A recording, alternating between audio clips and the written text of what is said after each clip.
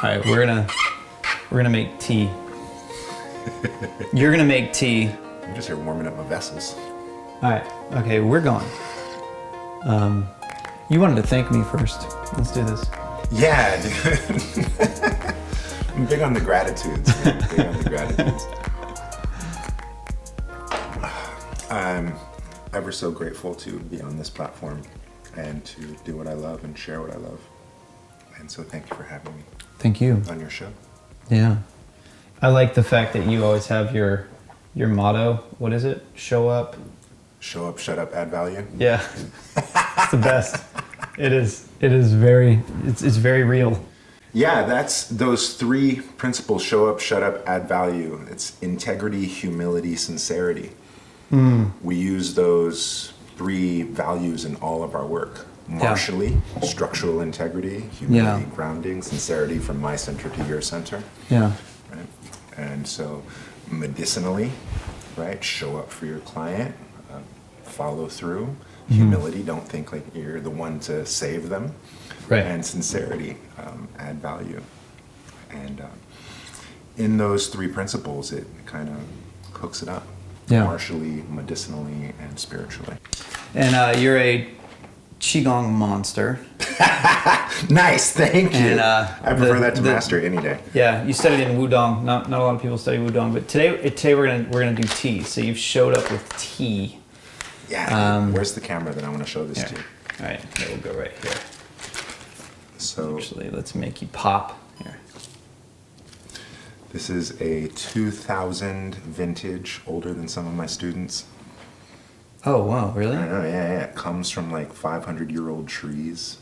Usually when we think of tea, we think of these little bushes and shit, and people gotta bend over to harvest. This comes from old growth trees that are wild in the forests of Yunnan. And so grandmas go out and climb these trees to pick them and harvest this tea. Wow, all right. Yeah, so this is a really fancy one. I brought enough for us to enjoy and then for me to leave you with some. So what are you doing right here? Well, I've already warmed up my teapot. Kind of want to warm the vessel so that it can greet the tea. A bigger part of tea service is just the art of hospitality. And so we want to care for each element just as we would care lovingly for our guests. And so you wouldn't just put your friend in some cold thing. You want to warm the thing up first and make it hospitable and welcoming. And so we warm up the tea vessel before we put the tea leaves inside and kind of just let it kick it. Yeah, hospitality.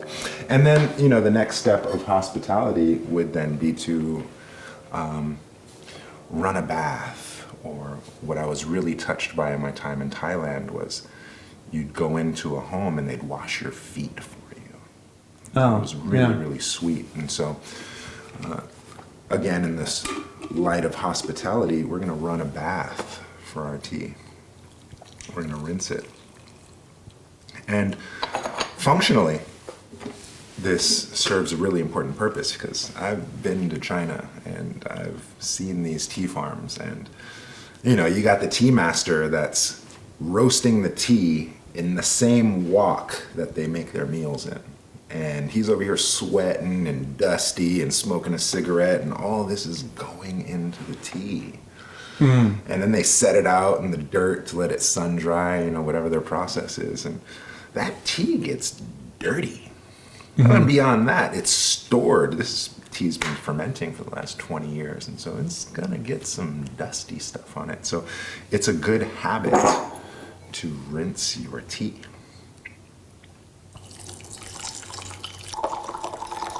Yeah, so I'm rinsing the first wash, and then I'm using this pour off to heat up the other things so that everything can be warm and welcoming. And then the excess I pour off to my tea pet. Oh, that's why you needed the bowl. Yeah, so I got this cute little pig, and we might be able to get him to blow bubbles. He's a bubble blower. And I got a pit, there he goes, see, blowing the bubbles. I got a pig because my teacher is Year of the Pig. And so this is kind of the way that I can serve my teacher, even though he's not here with me. You know, fortunate enough to see my teacher once a year, if that. And now with COVID this year, I had no opportunity to go to China.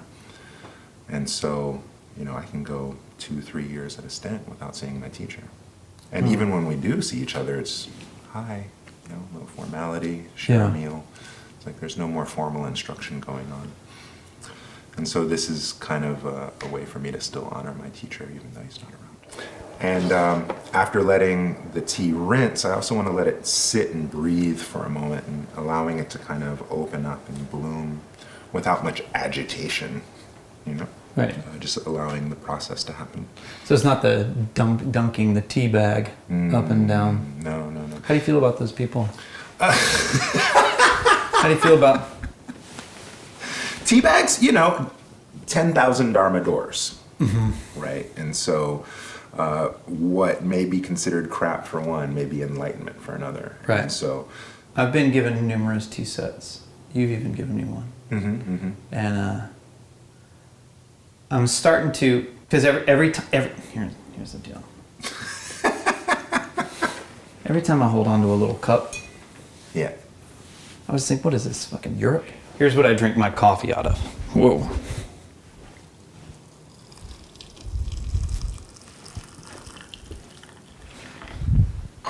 Nice pint glass. Nice contrast. Well, there's a couple ways to participate in the conversation of food, right? Food and beverage. On one hand, we can say, oh, quantity, that's a lot of coffee. Yeah. Right? Yeah. On another end, you can say quality, I want to make sure I got good coffee. And then on another end, you got presentation. I want my coffee to look nice. Yeah. Right? Well, here's my problem. I'm all about if it's bad for me, it has to be great. So I always mix, this is all like single origin, fancy, over the top. And then I always blend it.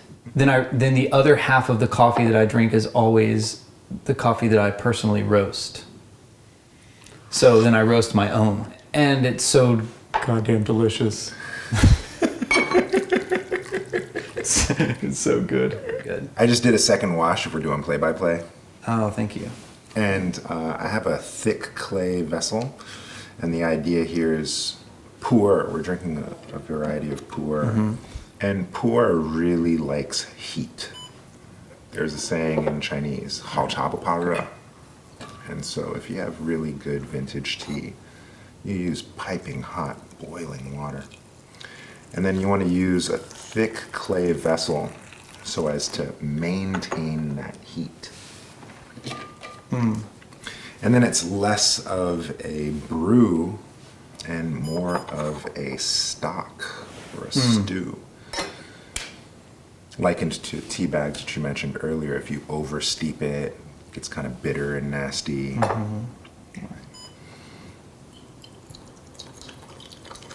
Whereas pu'er can take really hot water and it can be steeped really, really long.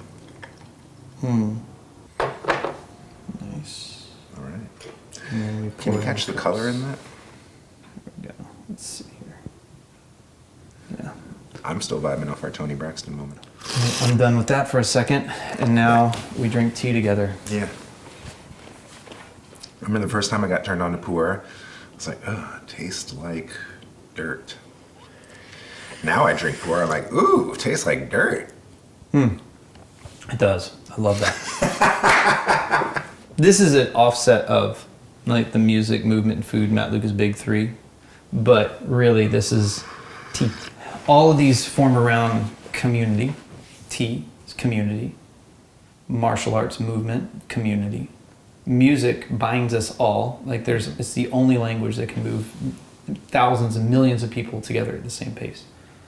And then I'm also doing, when you walked in the door, I'm doing this thing on security and the power in our new paradigm is going to be in understanding how to build community around security, which needs community, and around advocacy, which requires community.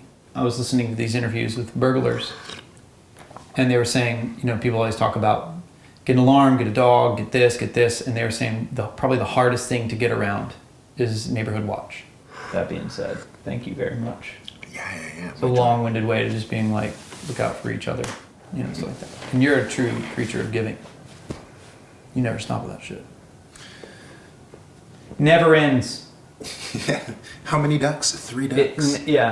There was a cable right through the middle of things. So anyways, I'm going to restart all that. I'm just kidding. I noticed your gas face reference earlier. Is that third base? Huh? Gas face? That's an old hip hop reference. Oh, yeah. Third base. Okay. Is it? I didn't know that. I didn't know that. Now kids are calling it Thiz face, but even that's not even. Isn't Thiz the? That's Mac Dre, so that's still like a decade old too.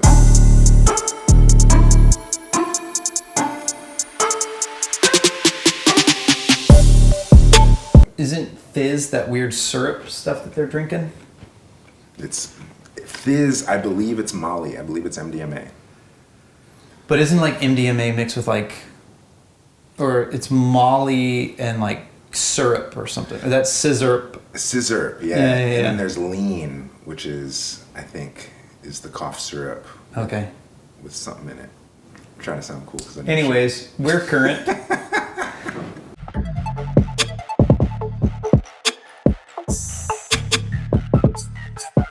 How's your music life been? Music, man. I've been listening to a lot of old Arabic music because my wife identifies as Palestinian. And so every so often when the weather's hot, she'll play these classical Arabic hits. And they're beautiful compositions that are upwards of an hour or 2 long. One song, 2 hours. That's like almost as long as a Fish guitar solo. I recently started tripping off the length of music because you figure a jingle can communicate a message within 2 to 3 seconds. Dun, dun, dun. Right? I'm loving it, right? By Menon. Exactly, right? So within 2 to 3 seconds, you've communicated a message. Then you look at the chorus or hook of a song or a song in general. Now that's, 2 to 3 minutes. Then, your Grateful Dead tracks that are upwards of half hour or so. These classical compositions, which are hours. And then you look at like native tribal dances, and they're singing all afternoon. It's trance.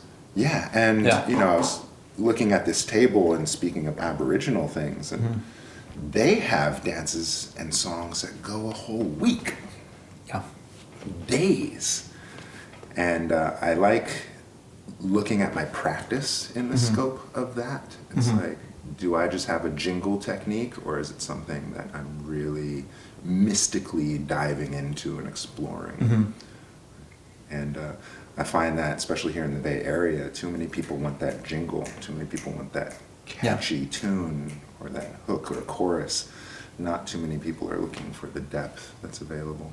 That's what when Instagram first started allowing video, this jiu-jitsu group came in and was asking me to show all this movement stuff that I do. And I was talking to them about control and how, it's like you always know, it's like kind of lifting up into a handstand. I'm like, you always know when you got it because you can do it really slow and stop it at any point. And I was doing it, and then they were like, okay, but that was like 30 seconds, and then and they're like, we're only allowed to show 15 seconds. And I go, well, the coolest shit in the world takes at least 16 seconds. I don't think we understand how shallow it's making us as people, how unpresent it's making us as practitioners. Well, that instant gratification is so prevalent these days. Right swipe, double click, it's just so common. And even with Twitter, 150 characters or less, or a Vine video, 7 seconds or less. On one hand, yes, it's as a viewer or as a consumer of this content, it's really making my attention span short. It's really dulling my capacity for depth. Yeah. But at the same time, as a creator, as a content creator, the challenge of being concise the challenge of containing my thought in 150 characters, I could still see a bit of value, but in the world of consumerism, I can just see it just making us so stupid. Well, it takes a lot of refinement to be able to refine it down to haiku, right? It takes a lot. However, this is why so much of our motivational and inspirational work has just become, I say it's like, when I go on the web, it reminds me of these open mics that I used to always host, where it's just a sign-up sheet full of people waiting for their moment to play their crappy rendition of Hallelujah.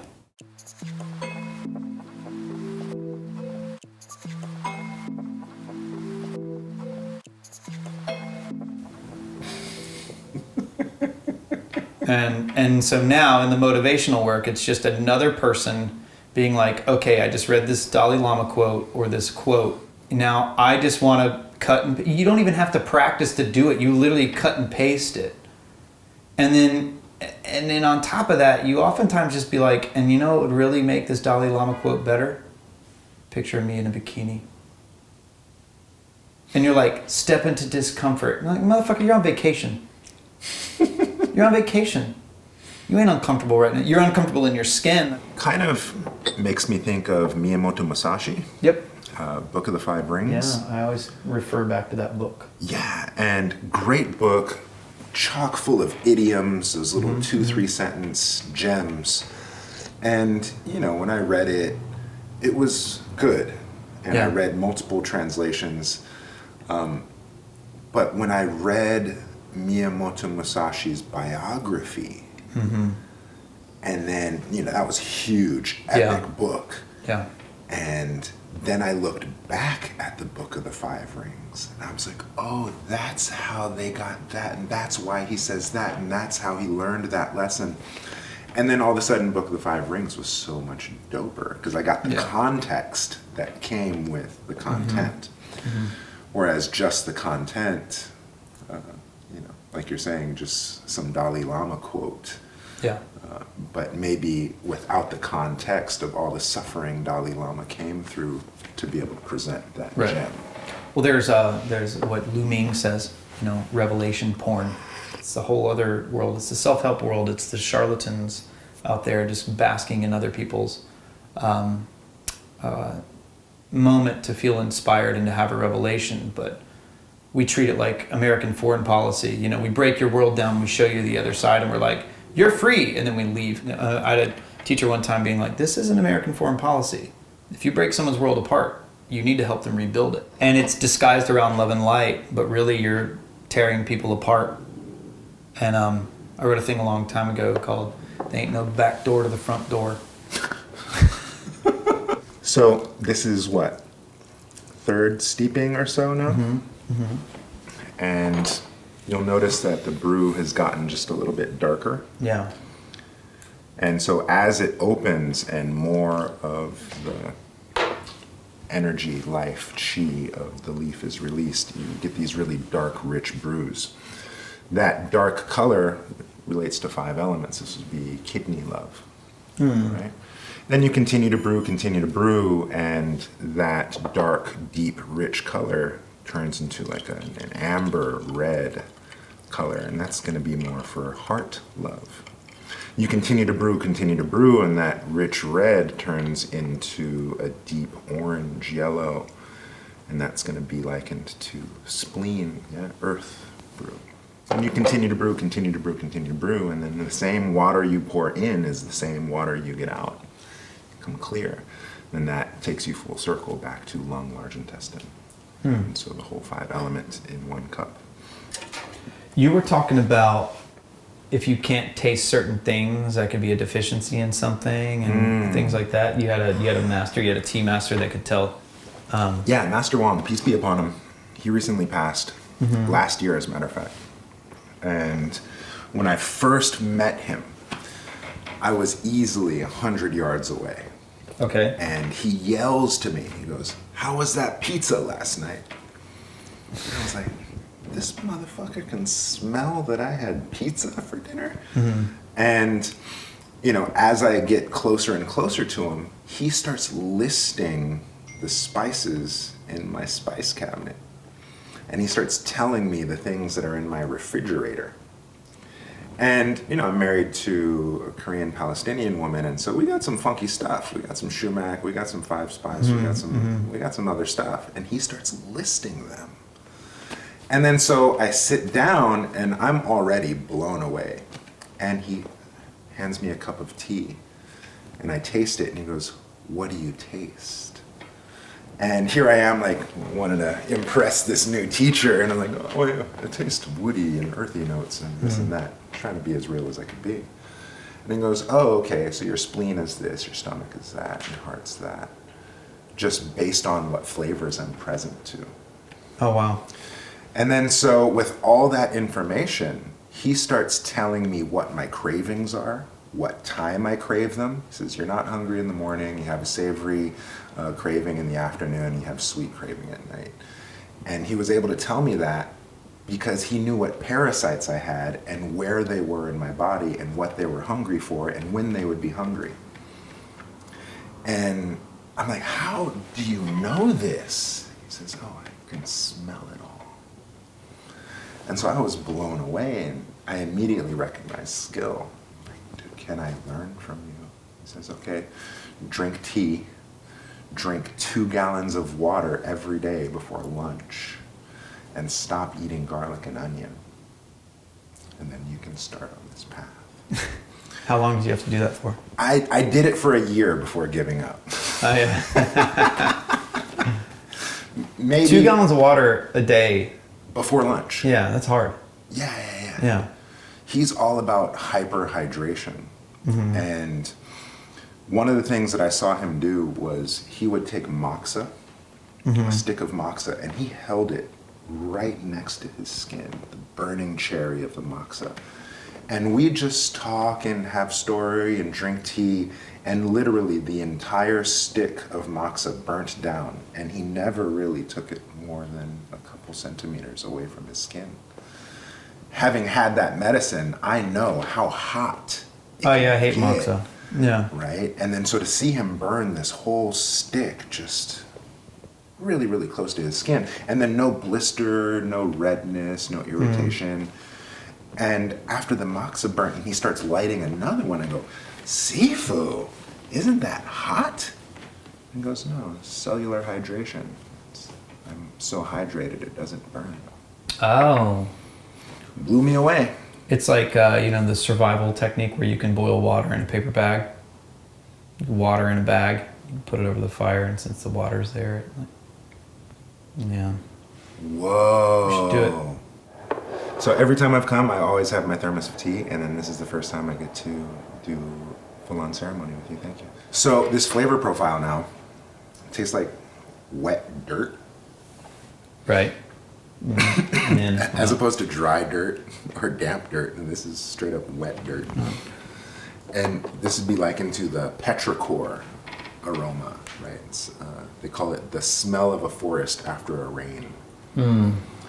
And it just speaks to that kind of fertility, that rich, life-filled aroma, the breath of God. this is where I'm confused. I don't know whether it's my bad sense of smell or my horrible vocabulary and lack of adjectives. Because I never know how to describe any of this stuff.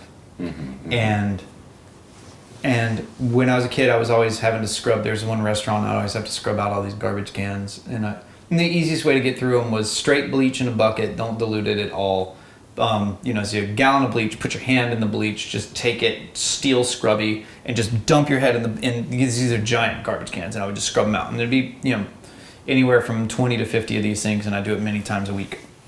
And never really bothered me, but just inhaling all that stuff, I've mixed a bunch of chemicals, burned my sinuses out, and then had my skin come off, all the good stuff. But I don't think I smell things good. Like, I'll be around people and they're like, "Do you smell that? Do you smell that? Do you smell that?" And I don't. And the answer is no. Like, it's not a little, it's no, not at all. But then there are things that are really, really, really pungent to me. Like, some things are loud. Like, but this, I definitely smell it. Mm-hmm. But then I just realized I just don't know a lot of words. But yeah, I guess musty kind of stuff. Mm. When you say earth, it made me realize like how little, since I never had a good sense of smell, how little I actually notice smells. The only smells that I notice is when you have that shitty, like Palmolive soap. You know, I apparently I just focus on the negative. You know these wine connoisseurs? Mm-hmm. I've seen so many little short video clips where they actually get put to the test. Yeah. And, you know, you have this really fancy bottle next to this really crap bottle. Yeah. And then, all right, test. Yeah. And time after time, you know, these connoisseurs just are making fools of themselves. I had to sell wine one time. I'm a non-drinker.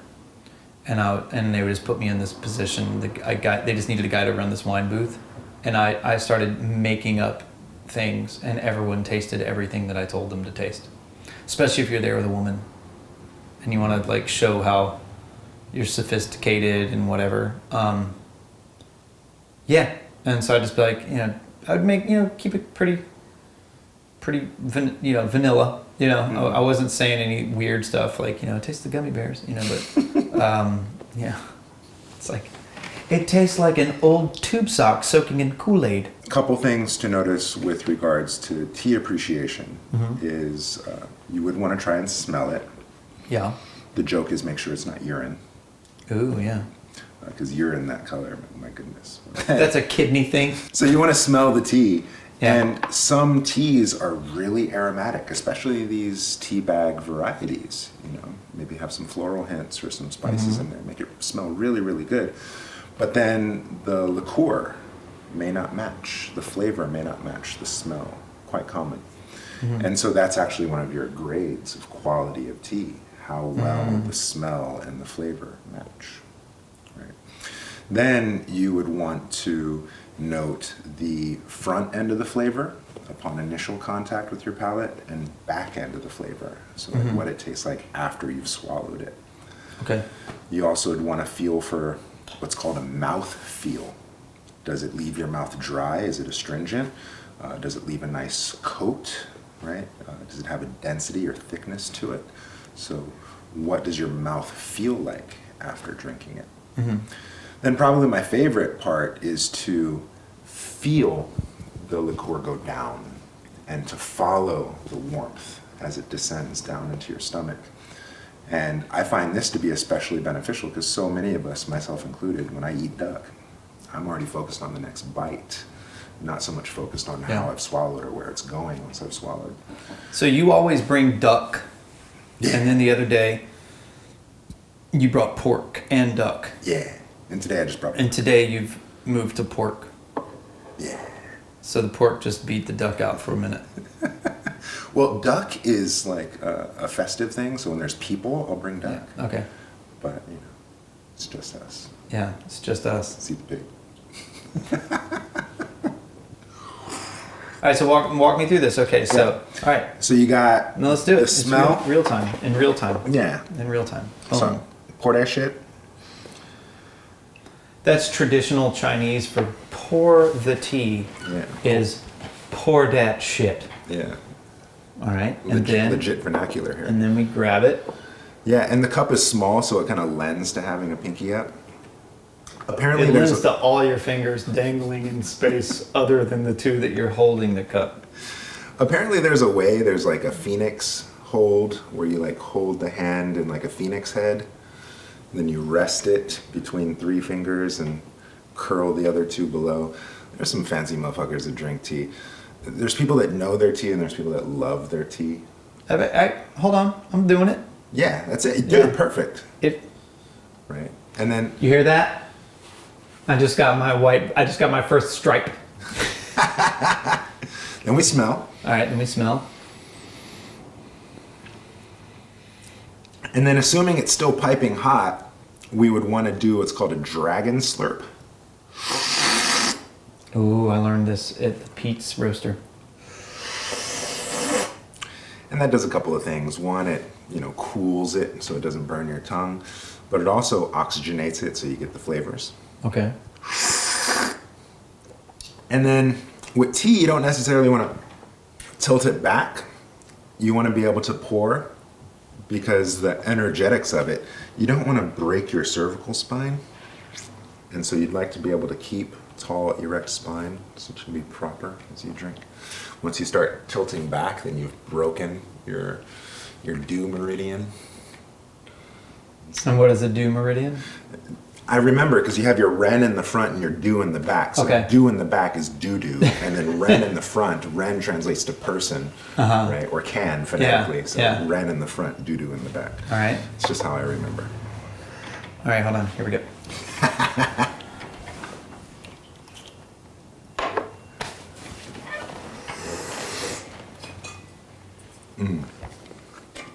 Not bad, right? So then you That felt taste to see how well the smell and the taste match.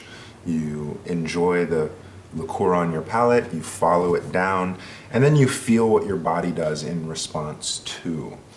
And so specifically with pu'er, people are said to have spiritual experiences of like wings expanding or crowns opening or chi descending. It's really going to be up to the individual to see how they feel in response to the medicine. I feel honestly. All right, how I feel. Little dry mouth, a little bit. Okay. Tiny bit though. It's acceptable.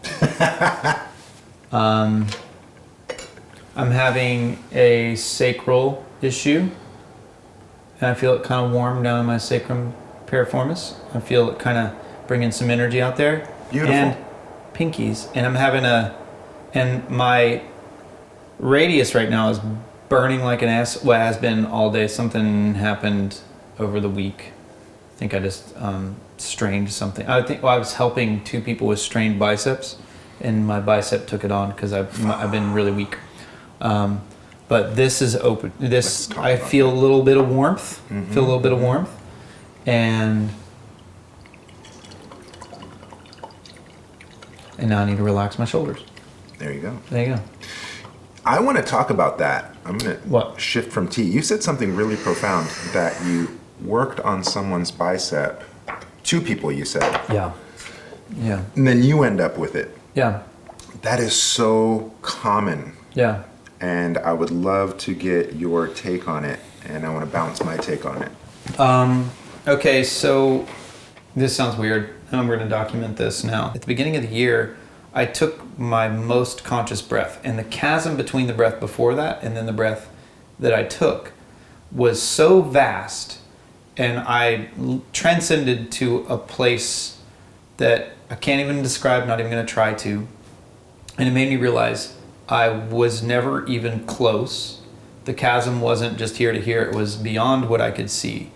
And it also taught me that if that chasm was so big and it just took that one breath, then I really have no idea what I'm talking about ever. Like, I don't know. Like, it shattered all my, it just shattered everything. And this wasn't from this was because I'm a sober person. I just sit in my place, and I've been, working on this work for a long time. Didn't want it. Then when I woke up, I saw every human being differently after that. I'm a little less patient I'm much more open to everyone. I care about people more, but I actually care less about the bullshit we go through. Meaning I care about you, but honestly, like, if you're gonna walk in and talk about politics, I could really give a shit about what you say, because that's not important right now. You're focusing on external distractions, and I have no patience. It's not that I don't have patience for it, I don't care. I'm gonna try to get you through whatever. And this has been really helpful since I've been working with people in the interrogation world and stuff like that. It's like, no, I'm not here to, we were talking about the lie detector. We're not here to detect your lies. We're here to find out what you're really trying to say through your lies, right? Because your lies are telling me something too. And so all that being said, when I put my hands on something, I became much more porous and too busy serving too many people in this COVID time.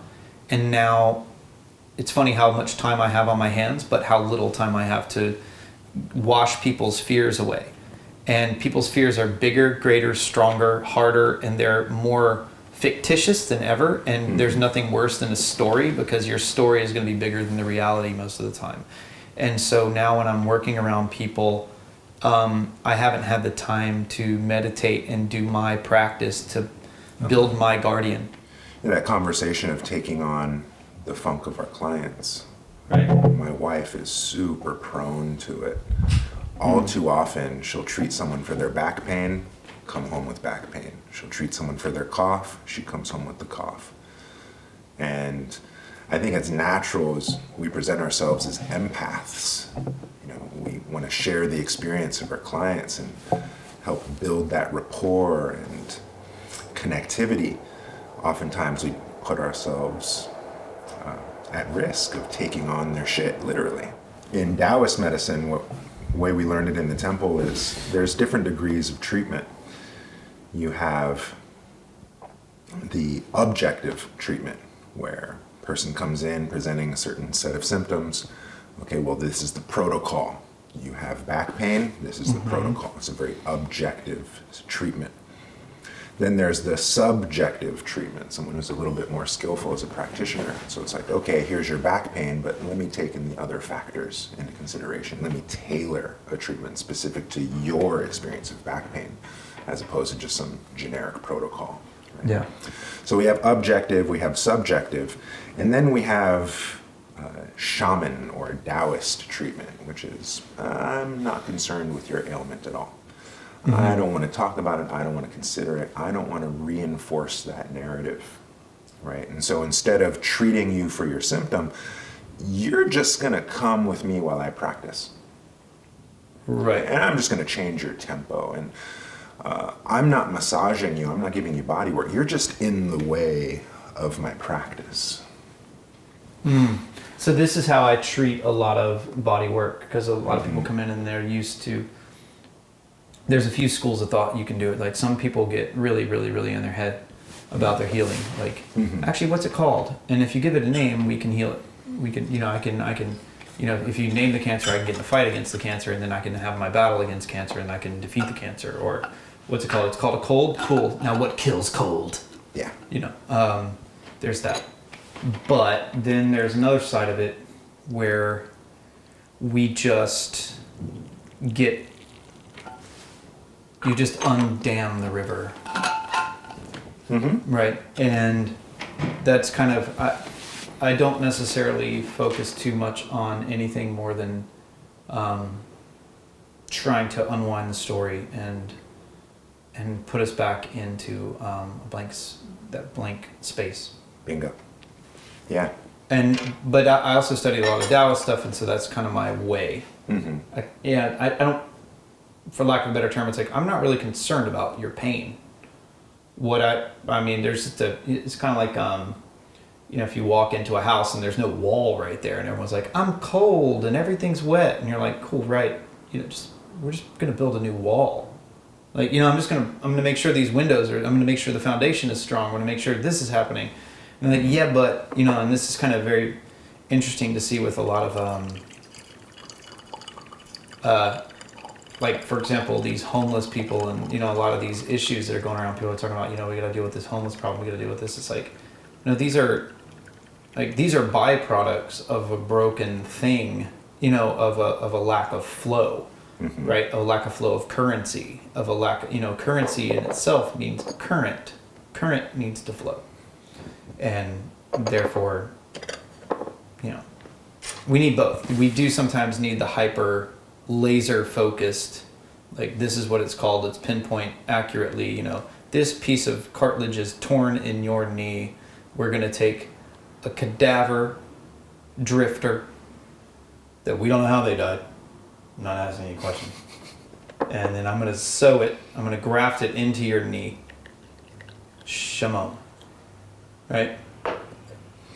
And then there's the other people that's like, your knee hurts because, you're a prideful mess, your hips are out. You know what I mean? Like there's these other things. And so, and hopefully we can have each tool in our toolbox. Yeah. For sure. But yeah, I've been taking on a lot of shit. What's interesting that I find in my practice is that the less I care about their pain and their problem, and the more I care about just being able to practice, then I'm no longer at impact of their shit. They're at impact of my wellness. Yeah. What are you doing for Qigong to build your practice? What are you doing? I mean, you're a Qigong, he's a Qigong master. I mean, just kidding. I love talking to really devoted people and calling them, he's a grandmaster. You want to see anyone that's devoted get really uncomfortable. It's like, he's double black belt grandmaster. Quadruple Dan. Yeah, that's actually my dad. My dad's name was Dan. I should call him Quadruple Dan. Well, it's fall, so what? This is large intestine time. We just had a bunch of fires in California, so people's lungs are hurting. Yeah. Respiratory stuff. This is also the time where we kind of slow down and prep for winter. So spring, summer is going to be more for circulation, more for flexibility, more for coordination, more for range of motion. Whereas fall, winter, it's going to be more for bones, structural integrity, internal organs, internal awareness, presence, meditation, and the like. And so as we transition towards winter, my practice is less about movement, more about stillness. And it's a view that I find not too many people are interested in how well they can be still. We all want to move nice, move fancy, do the triple backflip or whatever the movement goal may be, but be still for 2 minutes and people are fidgety and people are antsy and people want to adjust their shirt and shift their weight and these micro adjustments of their posture, and 3 minutes in they're like, fuck, checking their phone, like what's next? And, I'm not doing anything, I need to be doing something. Sink lower than... Yeah. And so, just be still. And a big part of the Wudang variation of practice is stillness is actually valued more than movement. Yeah. And you only move so that you can be comfortable still. Yeah. And movement, okay, for your health, but stillness for your spirit. And so how comfortable can you be in your own body and just be absolutely still? When you do your stillness, which is it seated? Is it standing postures, or both? Either both. Lying down is another great way to be still. Seated, of course. Standing, of course. And really, instead of like one chunk, okay, sit for 2 hours or stand for 1 hour, who really has time for that quality of cultivation anymore? Yeah. I certainly don't, now that I don't live in the temple anymore. And so now I'm just looking for 2-3 minutes here and there. Oh, water's boiling, that's 5 minutes. I can just be still. Yeah. I don't necessarily need to multitask. I don't need to be productive. I can take it easy. When I have a thing, like when I want to get crazy strong, like because you get your weights, you get your club swinging and all that other stuff, but then when I want to integrate it, I just hold still postures. And that's what you might have seen at, I train some pretty super athletes, but then when I tell them, okay, so now we're going to do a push-up, we're going to go 30 seconds down, 30 seconds hold at the bottom, 30 seconds back up slowly. Then if they can do that, I'm like, now let's try 1 minute down, 1 minute down, and then 1 minute hold, and then 1 minute up. And it's funny because when I say 30 seconds, you're like, 30 seconds, that's it?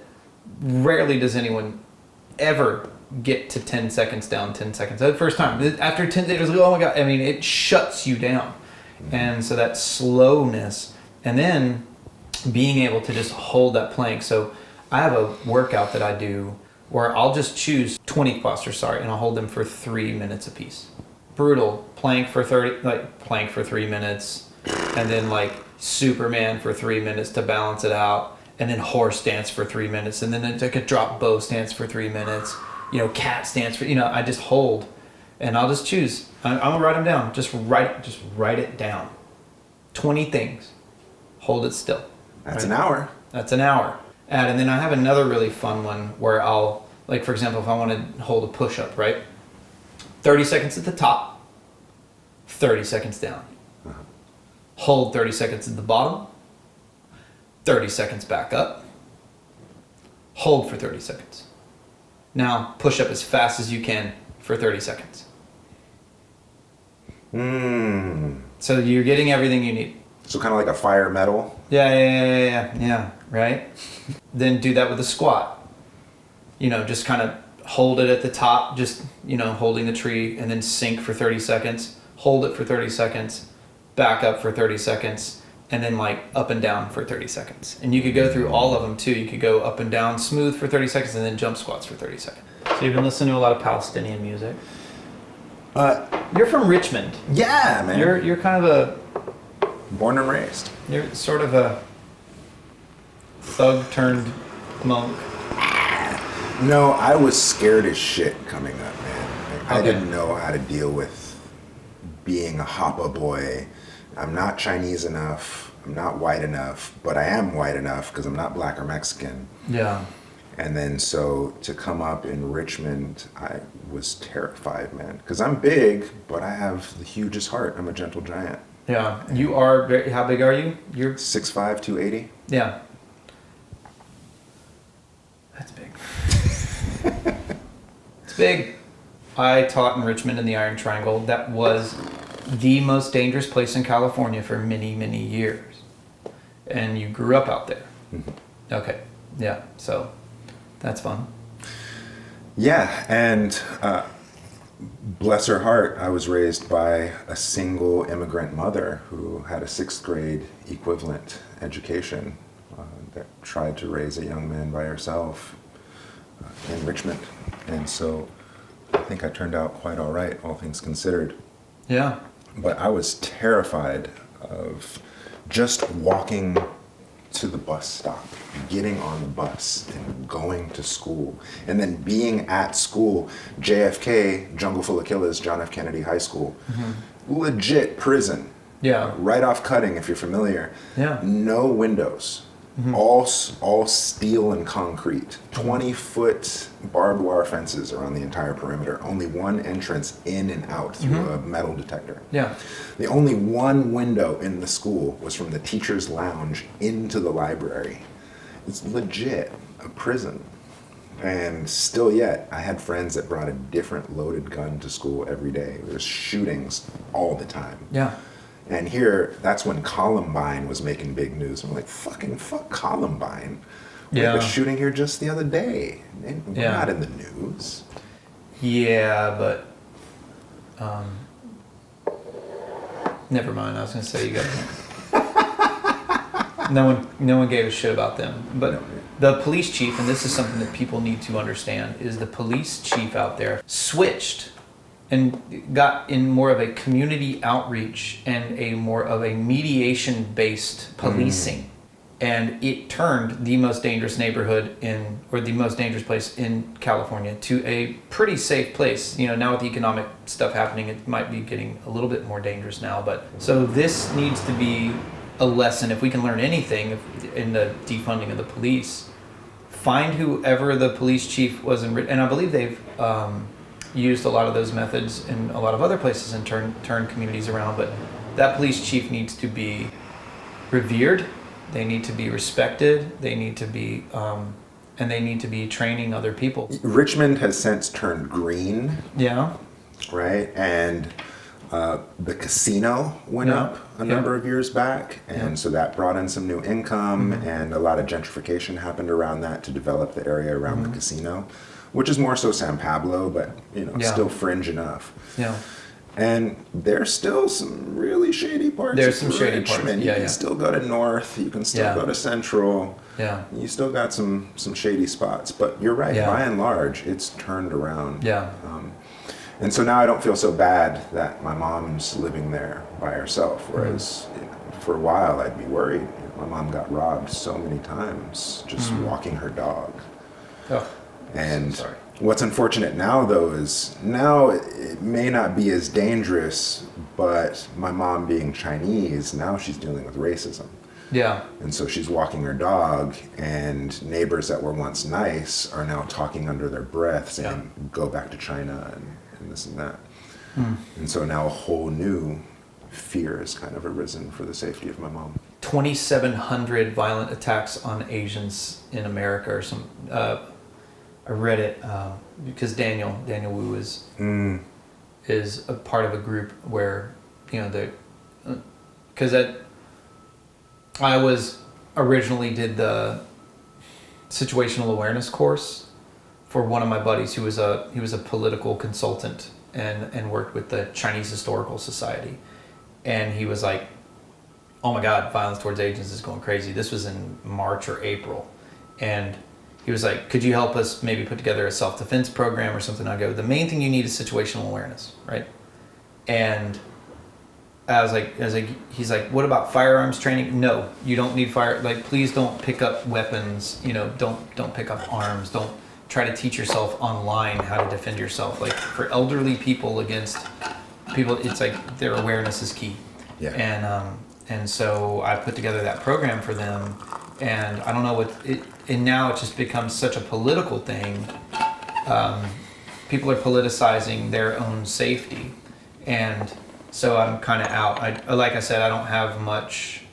I'm not going to stand there and watch people being like, I should be, you know, you should make me safe. I can't listen to that. Mm-hmm.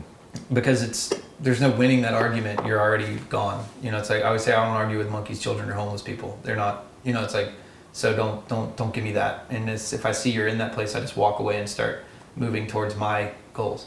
Well, so yeah, here I am concerned about my mom, but even for myself and my wife, you know, we recently moved out of Oakland into San Mateo, so relatively safer, slower. I don't hear sirens every night. Yeah. But now I get called Ching Chong Chang when I walk down the street, and my wife gets horns honked at her when she's trying to parallel park. So it's a different type of communal interaction. And so my response to those is laugh in their face. Yeah. And it kind of diffused it and kind of sent them back. But, you know, I recognize I'm a big guy, 6'5" and so forth. So my concern is that should someone want to make trouble with me, they likely won't start it by themselves. They'll likely bring a crew, they'll likely have weapons or foreign objects, and I'll likely have a big mess on my hands in the event, God forbid, knock on something. Yeah. But yeah, situational awareness, right? I gotta keep my head on a swivel, can't just be in my phone. Yeah. Don't be an easy target. That's something very important. It doesn't matter how big or small you are. If you look like an easy target, you're a target. We always say war is bad, but it's funny how many people are saying yes to starting one. So see, we're getting more into like the reds. Yeah. So we've transitioned out of the dark into the red. So this is more of a heart now, moving out of kidney into heart. So the tea just kind of tells this story. Yeah. You know, it's 5 elements in a cup.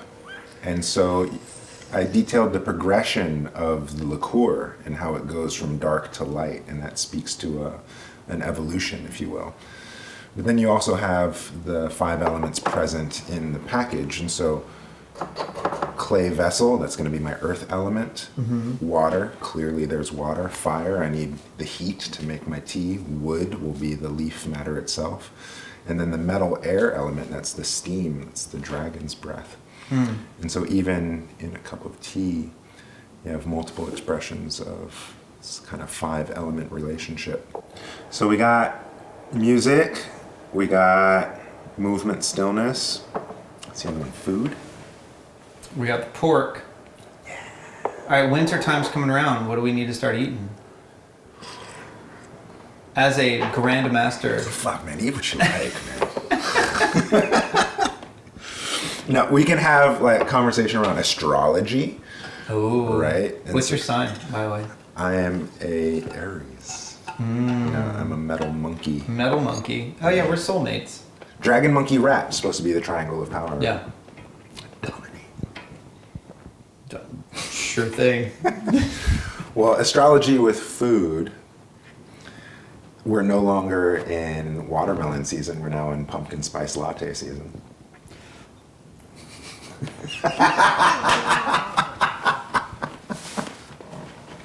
So we should be eating more pumpkin spice latte, right? Oh man. Take astrology into account. I don't like that at all. Not a fan of pumpkin spice. What? I like it some. I mean, I like it in a try. I make spiced tea. Like I'll do like rice milk. I learned it from a friend of mine. Was hosting it was like a Haitian. You know, they have a lot of coups in Haiti. Okay. And so part of like a royal family or something, like one of the women of the royal family was staying at his place, and she was trained in making like all these like teas and stuff like that. And so I don't know why she was there, but she taught me how to make some cool spiced tea, and that was fun. So I like making my own spiced tea. I don't like it off the shelf. I like to be able to control the amount of stuff in it. So what do you use? Cardamom? Cardamom? Mint? Nope. Cinnamon? I'll use cardamom, cinnamon. Clove? Yeah, pound some garlic and turmeric. Like pound the butt of it and then throw it in there. Garlic and turmeric? I mean, sorry, ginger and turmeric. Oh, okay. And maybe some black pepper, right? Okay. And cardamom, coriander, cinnamon. Yeah, that's all I really like. And then a little black tea. Black tea is always good. Yeah. That's legit chai. Yeah. So we have this game when we drink tea with my teacher. Peace Okay. be upon him, he passed last year. We would all sit down and have tea ceremony, and you'd put a quarter in for every cup that you drink. Okay.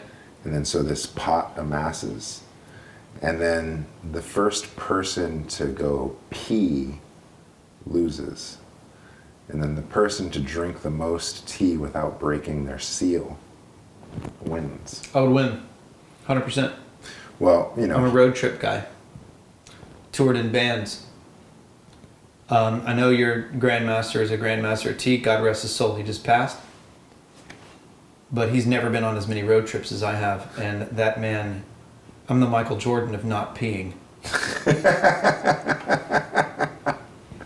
all right. And that's why my pee is that color. Well, peace be upon him. You know, I was part of the crew that took him to the hospital. Poor guy's bladder was so backed up.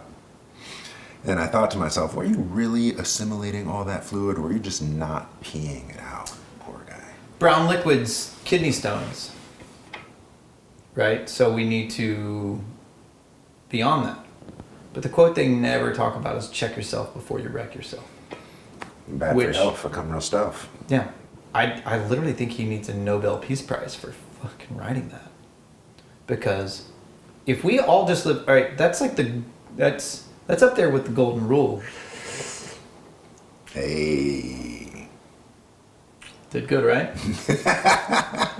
When you're hot, you're hot. Earlier we were talking about how, you know, sure you get this little gem of wisdom, but you don't get the context of the life experience that created that gem, right? And so I wonder how many times Ice Cube has wrecked himself before he learned to check himself prior to wrecking oneself. All right. This can go music, wisdom, community, thought, because musicians and comedians are the philosophers of all time. When we're talking about music and we're talking about like where you came from, Richmond and stuff like that, we have all like old gangster rap, NWA, we have, you know, Ghetto Boys, Two Live Crew, all that stuff. But the story of NWA, like how, you know, Ice Cube was like not feel like he was such a smart businessman. Like he wasn't taking, you know, you could just see that they were being taken advantage of. Goes off and did his own solo stuff, and I loved the solo Ice Cube stuff. Yeah, America's Most Wanted. Oh, dude, Lethal Injection, I believe. Yeah. I mean, was it 1991 and Look Who's Burning? Your daughter was a nice girl. Oh man, never mind. This is another thing that I wish people could see in our reactionary small minds is life is flow and we always change.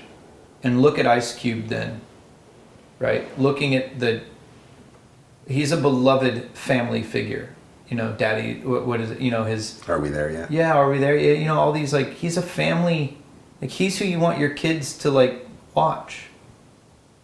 Now, go back to 1989. I ain't the one. Yeah, right? Mm-hmm. And then, okay, so look at the way he's changed. Now look at your hairdo in 1989 and what you wore in 1989 and what you said in 1989. And God forbid any of that gets called out now because you're a different human being, right? Segue to cancel culture? Yeah. What this time has taught me is I appreciate this and I respect and love almost any human being. I've never sat like this in front of someone that I can't relate to and talk to. But the mass that is humanity, it's a turd in the punch bowl of life. Because we're not relating to each other on this level, and I'm not able to see the story that is your life. The how many times have you wrecked yourself, and then now you're smart enough to check yourself. Everyone thinks lynching is bad until they get a chance to try to lynch somebody, and then they're all standing there with their pitchforks ready. So we're a pro-lynching culture. Okay, Ice Cube was singing all this stuff, and then now he's not. He's finally has, what do you call it, the Playboy's curse? What is the Playboy's Player's curse? Player's curse, yeah, what is it? When a player gets a daughter. Yeah. So that happens, right? That'll change you, right? Rites of passage change us. But it's coming from a culture of people that might not have had enough rite of passage yet to see a true change, a true fundamental change in themselves. They don't believe it can happen, maybe, I don't know. Yeah. Look at Tipper Gore. Do you remember Tipper Gore, Al Gore's wife? I'm sure she's cool now. We all change. And I'm sure she has every everybody say, hey, she's probably at a wedding right now, just getting into it, on Epstein's Island or whatever, but she got it was a win-win, she got to put censorship because I could see that you're probably not going to want your daughter listening to a 2 Live Crew album when she's 11. We all line up no, you don't want that. You don't want your daughter knowing what a train is when she's 11. Well, my goodness, all these little kids are singing WAP now. Yeah. And I saw this cute thing. Little kids, so innocent. Mom, if there's so many holes in the house, why don't they patch them up? Right? There's some holes in this house. There's some holes in this house. And do you want to explain to your 5-year-old daughter that, they're not talking about holes, honey? So then to tie back in, check yourself before you wreck yourself. When one is in the state of wrecked, it's really easy to point the finger and be like, yo, you wrecked me, or yo, why is this on the radio? Yo, why are you singing this song? Whereas we could just as easily check ourselves and turn off the radio or switch the station as opposed to blame and be angry. Well, that goes back to another one of my favorite crazy people. Start with the man in the mirror. Michael Jackson.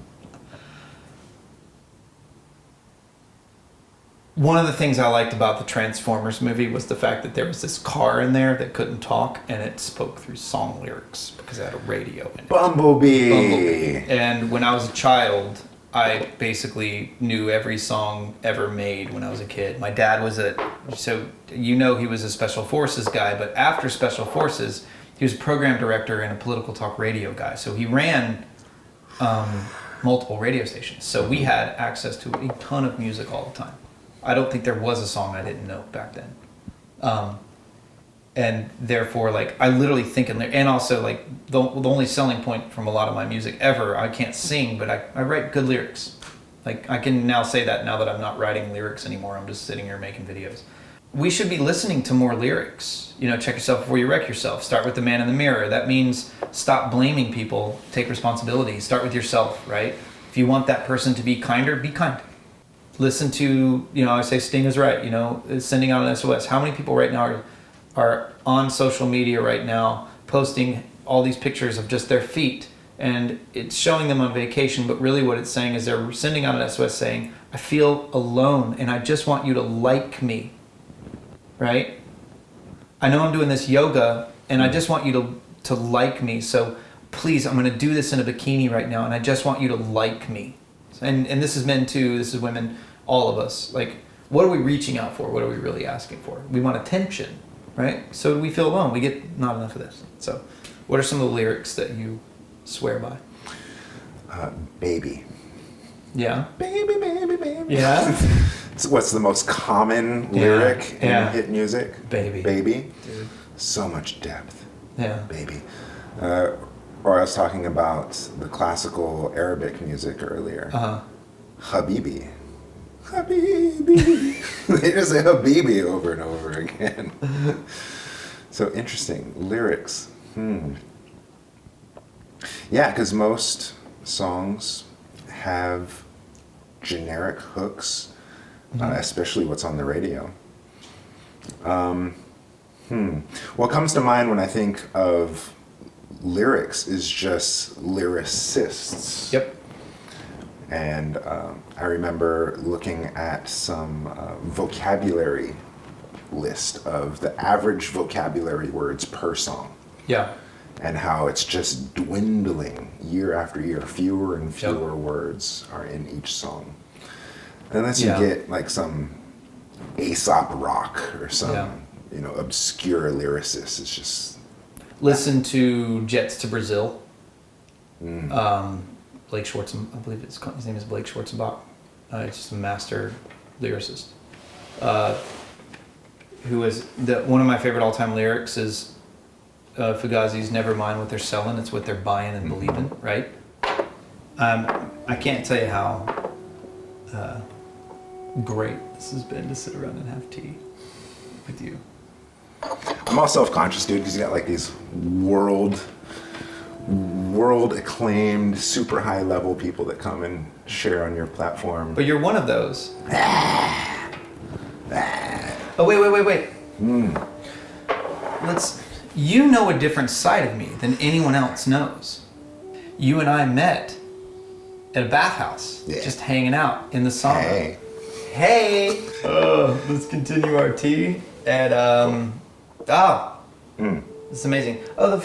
What's with when you guys let it just spill out over? Is there a reason behind that, or is it just because it's... Yeah, there's a couple of different styles. And so one style would be to have everything contained, right? And then another style is to just let everything spill over. And in the letting things spill over, it's to keep a temperature, right? I want my clay pot to stay hot, and when everything stays hot, so I spill over. And then it also has the conversation of abundance. To wash everything. When I have plenty of water, I can enjoy the water.